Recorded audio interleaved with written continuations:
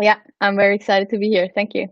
So just for people that don't know you yet, you're the co-founder and CMO at ExpenseRobot.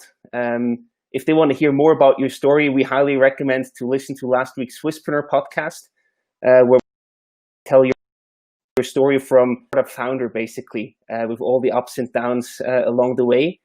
And we did that live stream and also the podcast in collaboration with the ETH Entrepreneur Club and Swisspreneur. So we said it's cool to also do a live stream with you to answer any questions that came from the audience, from students, from people who already listened to the podcast. And we received plenty of questions, so I hope we have time to answer all of them. Let's start with the first one. The first one is one of your core topic where you're also active in a board role at Reshape Tech. It's the question about, are you happy with the current state of female entrepreneurship in Switzerland? So, of course, you should always talk about the good things first, maybe. So when I look, I started a list at Reshape Tech actually, because I heard so many nice and inspiring stories about female entrepreneurs. So I started a list, and it's amazing how many people we actually have who are thriving and doing something in this space. But of course, if you ask me, like, is there still room for improvement? Absolutely. Definitely. What do you actually improve at the moment? Where do you still see room for improvement? So, I mean, if you look at numbers, of course, like, I don't have the exact numbers because depending on the industry and also like what is the definition of entrepreneurs, it depends. Like when I look at, for example, female entrepreneurs in fintech, it's quite another story as compared to, for example, in femtech or in other areas. But I can only speak about my area where I am in, and if you look at, for example, only the lists that are common, like the top 100 or also other like venture leaders road shows, if you look at only the pictures, you have a grasp that we are not on a balanced level yet. And maybe just to take a step back, why is such a balanced level of diversity actually important for a company? I think there's a bigger reason behind that. Yeah, sure. I mean, you asked me about female entrepreneurs, and maybe also to kind of frame that. I guess it's a problem not only in entrepreneurship, but also on a wider base. So when you look at the management level in also corporates or small and medium companies, there you also see that there are more men than women. But I guess it's more striking when it comes to entrepreneurship that you don't have as many women than men, because you start a company from scratch. So you could actually start with a very diverse team. And to go back to your question, like, why is it even important? There are many studies, and for those who are interested, I'm happy to share links about that show that diverse teams really outperform homogeneous teams. And this is also to say it's not only about female only, because studies showed from a Harvard professor that also there, like if it's only women, like they also are underperforming compared to mixed teams. And I guess it's only also from an economic standpoint, it's that's what companies want, that they want to have different inputs, but also they want to have performance. And if you have a diverse team and you perform better, why shouldn't you invest in more diversity? So this is actually a no-brainer for companies, but still the question is, why don't they succeed or actually fully execute on that part? What's missing there from your perspective? I mean, this question, you could even have a whole podcast session just about this question. And I mean, I can only talk about myself and what I read or experienced, and I guess it's manifold. It's one point is definitely the role model aspect. So at Reshape Tech, maybe for those who don't know it, it's a platform who really pushes forward greater diversity in tech. And this not only means more women, but also more people with different socioeconomic backgrounds or educational backgrounds and so on. And so when I think about role models, if you, and again, also studies show that if you at the young age or also later on, if you only see male entrepreneurs, so in this case, because it's about entrepreneurs, or male doctors, like how should you even think about that this could actually be something that is relevant for you, or that this could be a role that is actually meant for you. So it already starts at a young age, and also later. Like I talked about this example from my personal story. Like I did my bachelor thesis on female CEOs, and I didn't know any one of them. And I read some interviews, and I was like, yeah, there must be some out there.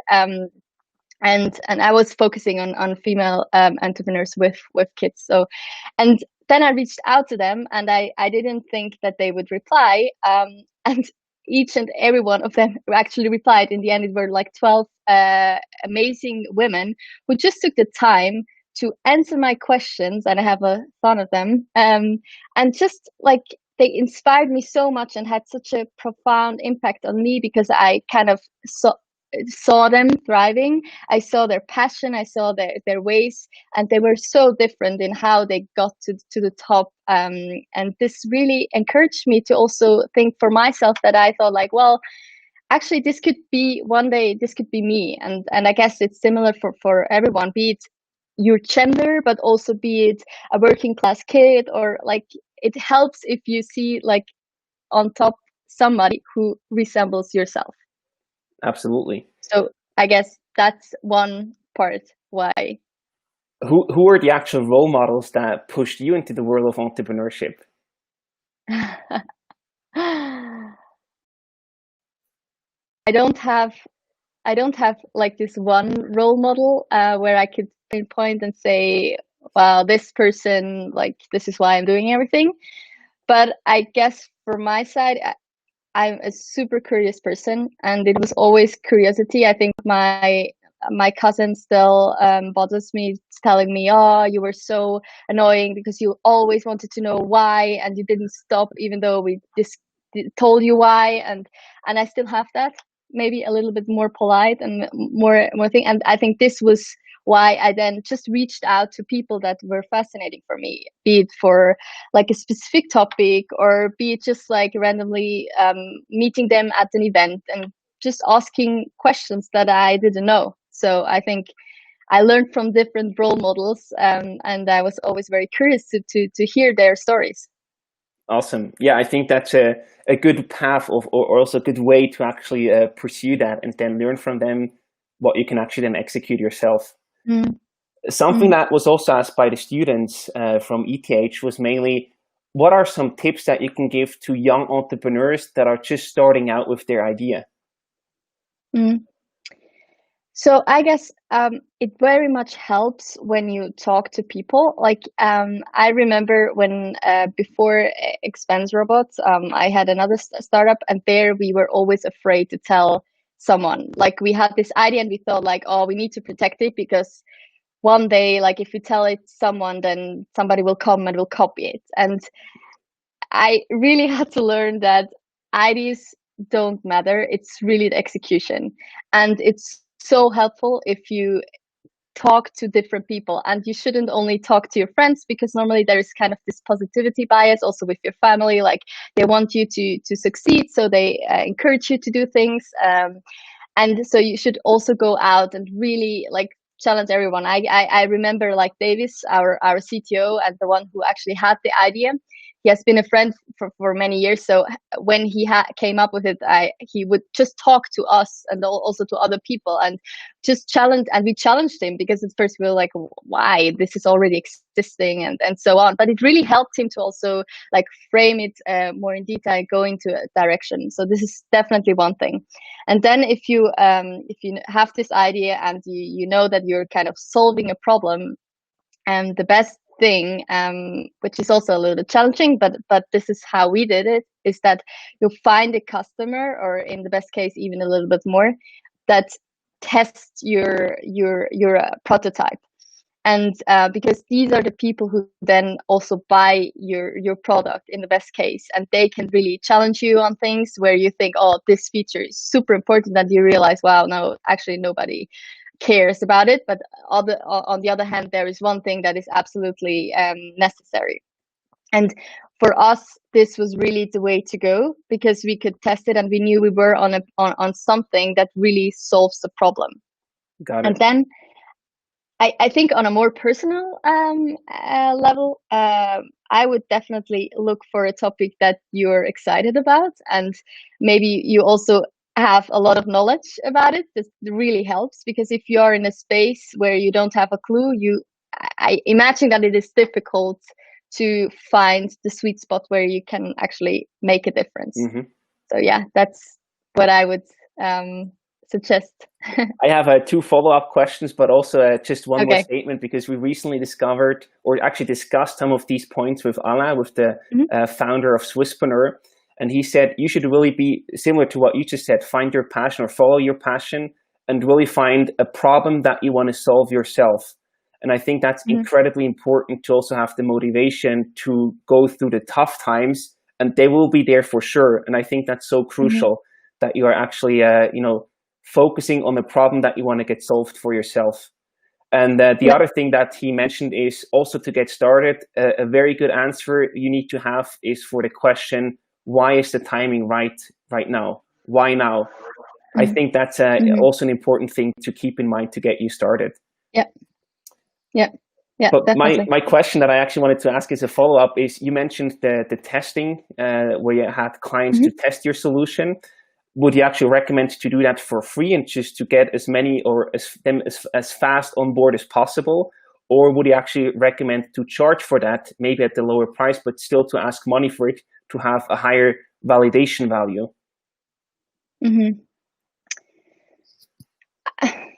I think it depends on where you stand in the process. So at the beginning, I mean, find the customer that really gives you the time, because if you find somebody who really like takes the time and tests it out and gives feedback, this means a lot of time that this customer needs to spend on an idea that might work or not. So I guess for starting like really early, you can go in with making it for free, but then it's always easy to say good things, or yeah, I would buy it if you get something for free. So at a certain point in time, I would definitely also charge something. And even, I mean, there you have a lot of like space, like you can give them an extra like discount, or make some extra efforts that he really feels that you appreciate his input. But it's just like this bias that as long as it is free, you like it and you use it, but are you then really paying for it? And if customers are already paying you, at least it is a sign that it's probably also the case afterwards. Yeah, the problem that you're solving is relevant enough that they actually pay money for it. I think at a certain point in time, as early as possible, that's a crucial thing to prove. And the other point is basically, also from a student perspective, if you are just starting out with your own idea, where do you actually find these first clients or these testing clients? What's the best way of approaching and finding them? I mean, I can only talk about how we did it. And so we were lucky that we already have quite a network, especially with Philip and Thomas, who were CFOs themselves, and our target group are CFOs or like finance teams. So this is also how we got to our first like customers, and also to clients who would actually test it. That helps, and this goes back to what I was saying, that you should find a space where you also know people in the best case, where you potentially also know the target group and the problem. So this definitely helps. I mean, there are a lot of like ways how you can go out, be it events, be it just like cold calling people. It really depends the problem. You could even go over partners who might have like a part to play in your ecosystem, but and are looking for a solution. So, but this is how we did it. Yeah. Again, the network there is really a big strength that you can use. Mm-hmm. So the next question that came from the students was, what makes a good team, and how do you actually choose the right team members for your startup? Mm-hmm. Mm-hmm. In our case, I'm convinced. So we are 5 co-founders, and we have very complementary skills. So each of us is kind of an expert in his or her field, which makes it very easy from the start. You have a complete team. Everyone knows what he or she is doing, and everyone knows its responsibilities. So for me, this is quite we haven't sold our company, so I cannot say that it was the success factor, or we are still very early. But I think that this is quite like a point that can be important, because if you only do a startup, and you see that often, that with whom do you do startups? With your friends or with those who you are studying, and then of course you had the same courses, you had sometimes the same backgrounds, and it's very helpful to have also not only tech team, but tech people, but also business people and finance and so on. So I guess that is definitely a very important thing. Another important thing is that you get along well, because it's obvious, but sometimes you hear, I think that is one of the reasons why a lot of companies also, or startups also, fail, because they find out that actually they don't like to say. Right. So just having a common ground and having similar values and understanding is crucial for the whole road that lies ahead of you. I think, when we did all like the past podcast interviews at Swisspreneur, this was always a bit of a topic, and it was always pretty difficult to find a common ground there, to summarize that simple. And then once I listened to a podcast of Tim Ferriss where he was interviewing Howard Marks, an investor in the US, and he just said, good teams are complementary skill sets, but shared values. And to me, this was like the blueprint. This is really the basic that you can condense it down to, I think, that really makes a great startup team. And what you just said fully confirms that. And I think if you had to summarize that in one sentence as a takeaway for the students, complementary skill sets. So not all business students and not all tech students, and also shared values that you really work well together and understand each other. There was also a question coming in over the Facebook live stream from Racha. I hope I pronounced your name correctly. He asked if you would also think about expanding your team to new regions. I think what he probably means by that is having employees in other countries, I could imagine. Yes. In the sense, of course, we are. In our case, we are also thinking about expansion, and depending the country, it can be valuable to have a local person there. I recently talked to another entrepreneur who just closed his office in another country, because he said he could actually do the same just from home. So for him, it was not important to have an office in the other country where he also has clients. And it seems that in his case, he didn't like the clients didn't really care that they didn't have an office in this country. So I think it really depends the product. It depends the country.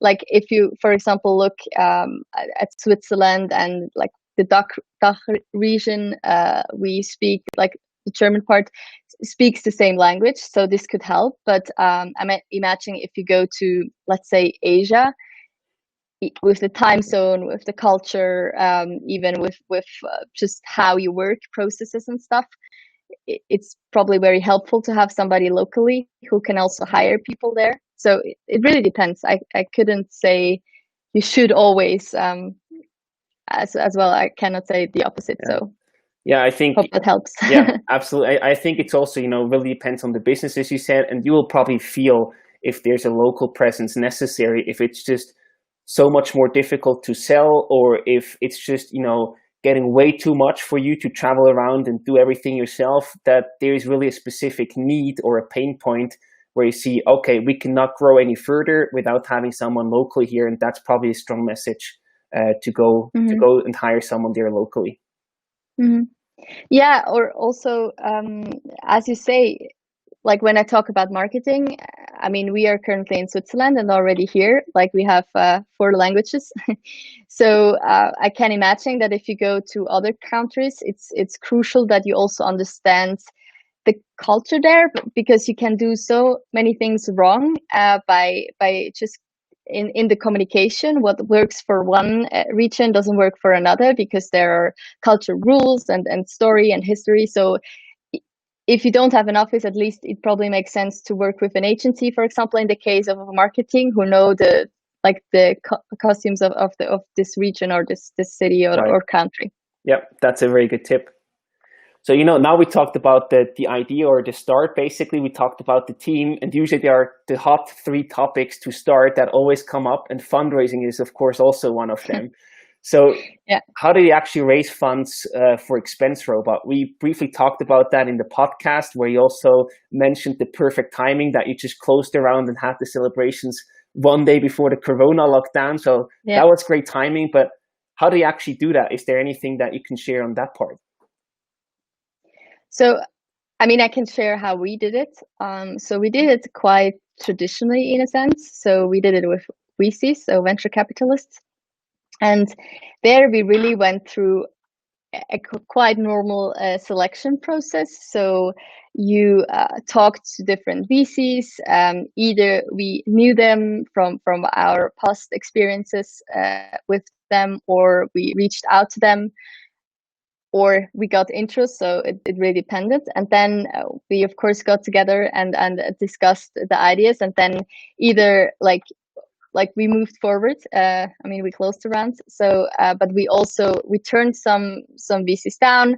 There were also, of course, VCs that turned us down because we didn't fit into their portfolio, or they didn't believe in the idea, or like there can be many reasons why there is not a good fit.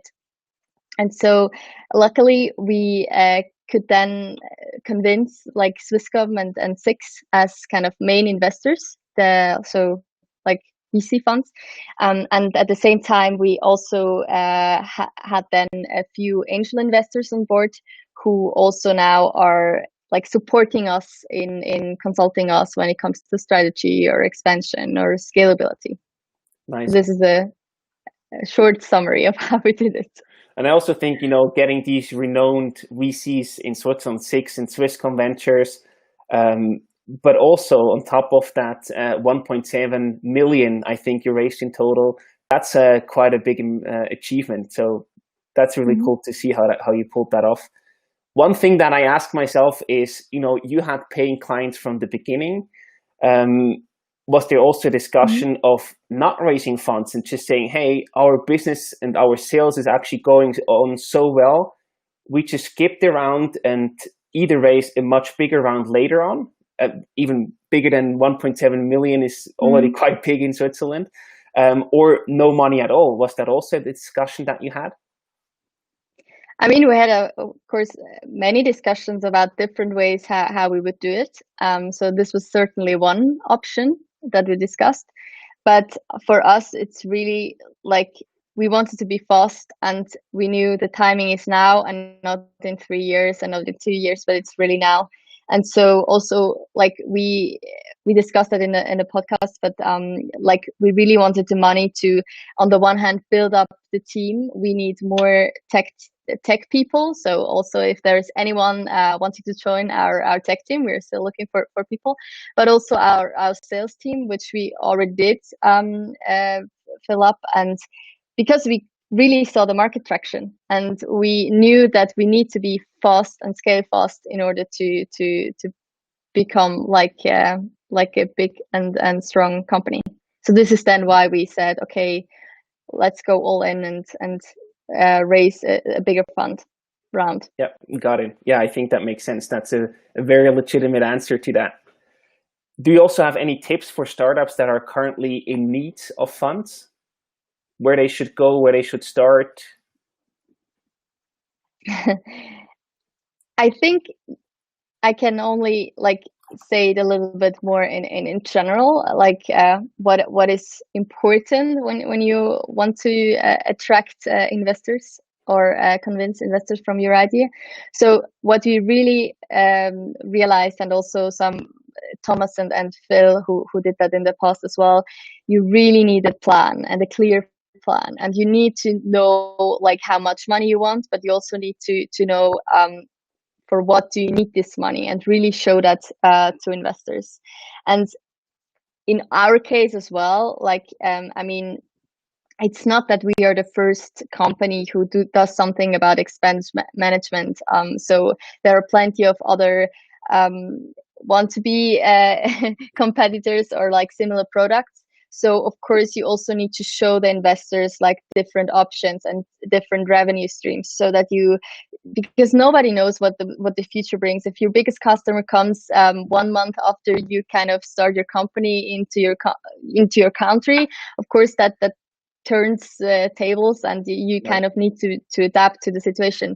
So what is very crucial when you talk to customers, and also in the to investors, and also in preparation to the talks, that you kind of show different options. So what do you do if exactly this happens? For example, a competitor comes in, like, do you concentrate on other products that you might not need if this and this happens? So really have a plan A, B, and C to show that it doesn't matter what happens, like you will still survive in a way. Mm-hmm. Yeah, that's a good point. I think the storyline is super important there. Combining that with traction and also with alternative scenarios, how you react if the world changes around you. That's a very strong package that you can use to get investors on board. Yeah. So there is also an interesting question. Is there a best time to start a startup? I found that very interesting. I mean, talking about our startup, it's definitely a best or a worst time. I would say. I think a best time is not like, it's always a good time in a way, but there's definitely better and worse times. So when we talk about funding, for example, as you already mentioned, like of course talking to investors takes time, but closing the round 1 day before the lockdown, it's just like very lucky, and also like good timing. And the best time, of course, the market needs to be here. The timing, in a sense, like we saw a lot of things going on in the last 10 years with the whole digitalization, and things that you can do now you couldn't do just a few years from now. And there are many stories out there from people who already had ideas but were just too early for their time. And I guess you cannot really say, oh, this is the best time, but you can definitely say that there are better, like worse times where it might be very difficult, still possible. But one point is definitely you can also be too late, and I guess you also need to realize that. So yeah. I think it's all about, Alain also said that because he likes to surf, and he said it's all about catching the right wave. And this is sometimes, or I feel like this is super difficult to feel or to understand, but you probably realize that when you're actually talking about the product and also talking to clients, and then see how fast they actually convert to paying customers. And I think that's a very good sign if that's a fast sale, and you don't, of course you need to put effort in it, but you don't need to convince them that much that this is an issue and something that they need to think about. If they are already doing that, that might be a very good sign that the wave that you are about to catch is really big enough for your startup, for being there. Yeah. Also, a personal question: what motivates you? Why do you get up in the morning? Well, I mean, the first thing is definitely like, I love to be surrounded by people who inspire me, but also challenge me. So this is definitely that I can wake up and go to the office or work from home, whatever, with people who really have these qualities in them. That's already a good enough reason to wake up and do what I'm doing. the other thing, I feel entrepreneurship really gives you the possibility to and the freedom to really use your whole potential. Like, I mean, we are all still very young, and you could also do a fantastic career in corporate, and I have friends who do that, which is amazing as well. For myself, I love that when you're an entrepreneur, you kind of have so many things that you can do and shape and impact, and you know that if you are not going to do it, then nobody does it, because you don't have a team of 50 people who are doing it. And it's just like this kind of spark of and creativity that you can put into action and realize, which really motivates me. Yeah, and actually creating and doing things. You also see the beautiful part that whatever you do, there's actually also somebody using it, or there's a result that you actually see. And I think that's also very motivating in the end. Yeah, yeah, yeah. Maybe I'm also, so for some people that haven't started a startup yet, they might be curious how a day in your life looks like. Is there anything of like a typical day when you get to the office, how you spend your non-working hours, if there are any left? Can you give us some insights there? Okay. So no, there is not a typical day. I couldn't, like, I think the only thing that I try to do is running in the morning, because that's the time where, yeah, you wake up and you go running and you already did something. And it also gives me time to just reflect on things or listen. I often listen to podcasts while running. So this is the only constant I think that I have during the day. And then it really, no day looks like the other.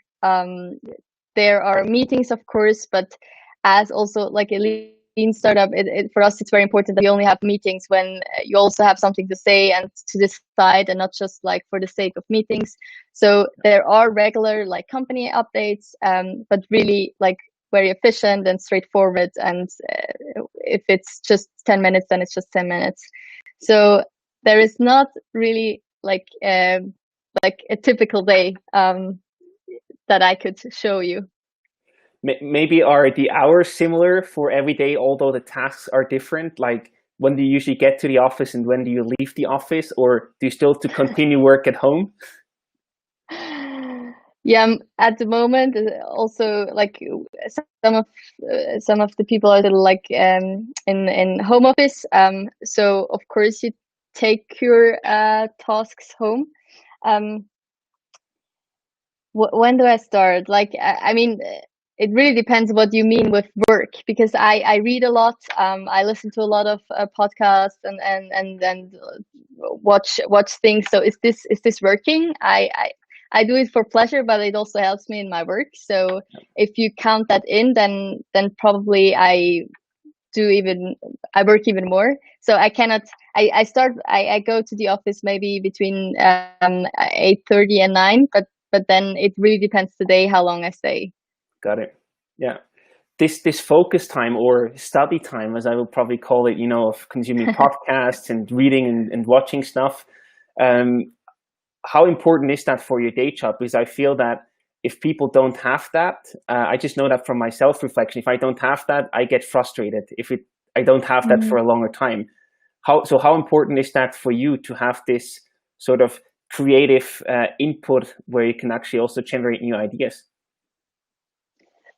For me, it's crucial. It's sometimes very hard to kind of make yourself time and really find the time where you can really focus on something or read something. If I would ask for a superpower, I would probably ask to just be able to read as fast as possible so that I could read all the books that are still on my shelf. But I think it's crucial, because how beautiful is it that some people out there, and especially entrepreneurs, share all their wisdom and insights that they accumulated over 50 years in a book, and you can just read it in a few hours and you know more than you would like in 10 years sometimes. I mean, not every book is so impactful, but Right. I think it's crucial. Is there any tip that you have to still make time for that, even if you have a very busy schedule? I guess sometimes it helps if you just put it in your calendar and really block it, so that at least you're reminded to do it. And then, I mean, I already sometimes I start in the morning, but yeah, I don't really have a day like normally on Sunday. That's a point where I really like to read, but I also like to go to the mountains. So I always try to squeeze it in. Or as I said, when I go running, that I listen to a podcast. Um, because I find it more interesting to run like this. But so I don't really have a tip, and I often wish I would spend more time on it. But for me, it helps that at least I see it in the calendar, and then I know, like, okay, this is it, me time. It's a friendly reminder. Yeah. Another question that we got is, this is, very high level and probably also difficult to answer, but I'm wondering if you found any patterns that, or also formula for becoming a successful entrepreneur. I don't know about any formula. So if this person knows about something, tell me. I just remember all this super blog posts that say 5 things that billionaires or successful people do, and I cannot really relate to them. So for me, that's really the beauty of it. What might work for you doesn't work for others, and vice versa.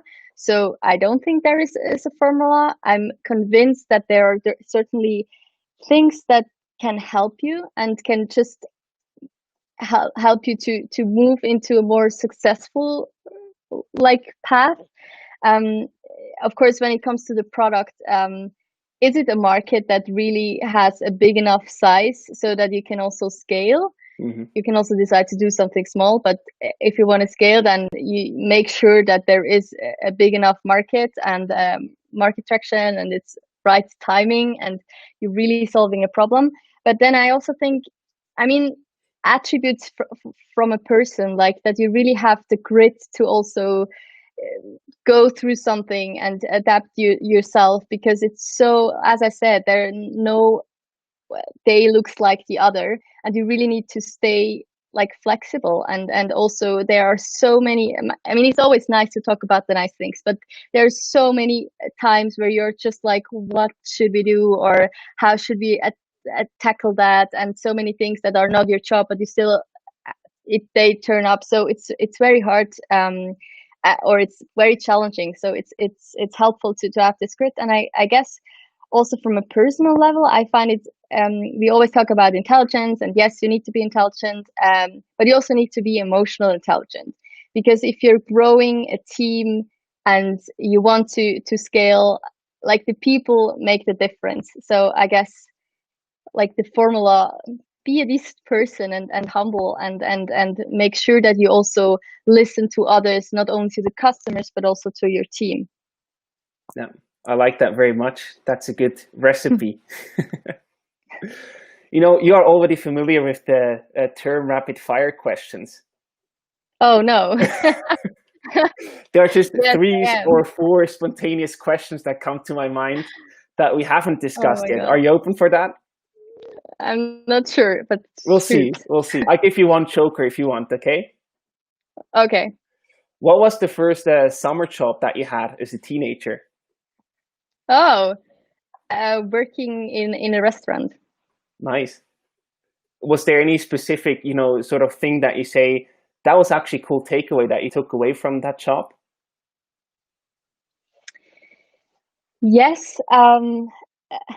Like, I mean, this was a little bit later, so I was always working beside school, and also beside university, with restaurant and bakery, and distributing newspapers. Mm-hmm. But one thing that that really had impact on myself was, on the one hand, that especially in the restaurant, like, all kind of people come in, and it's very interesting to see how they treat you, because sometimes some people think that just because you work in a restaurant, you might not be as intelligent as they are, and it really kind of showed me like how to be respectful, and also to like have appreciation for the work that people do there. And just seeing people, and most often it were people who wouldn't need to treat you like that. So yeah, just there also be humble and treat people well, because you never know who is in front of you. So this was one thing, and I guess for myself it was very important to also appreciate the education that I could do, to go to universities and apply for jobs, and that inspire myself. And it always helped for me to kind of stay on the bottom in a sense. There's Sure. an expression in German, um, that, that you just see how like other people do their work. Like when you have to wake up at 3 o'clock in the morning, as I had to do because I was working in the bakery. Like that's a hard job. And sometimes then when I think now, like, I mean, I can go running in the morning, and I can do my own schedule. Like that's just like, it's another challenge. And I have a huge appreciation for this kind of jobs. And I think that helped me a lot to just experience it on my own, and to really earn your money, even if it's just a little. And yeah. I think this thing to stay grounded is also a beautiful Yeah, link that's for sure. to your success recipe that you mentioned before. Just be a decent human being. So I think this is a beautiful link to take away. Mm-hmm. Mm-hmm. Mm-hmm. So the next question is, what are you most proud of in your life?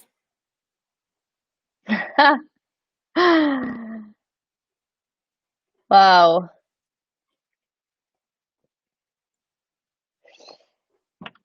You're most proud of. Um, I mean, I always try to go into places where I didn't know the things yet, and where I was challenged. I always try to try out new things, and not just go the easy path, but I always tried. Not sure whether I always achieved it, but I always try to really ask myself, what do I want? And if it wasn't the easiest road, I would still take it and do it. Um, so I guess that is something that I'm proud is a little bit a strong word, but that I never just took the comfort zone, or stayed in the comfort zone, but always tried to challenge myself and do what I felt was right, and then checked out how I could get there. Nice. That's a good answer. Where do you actually go to think?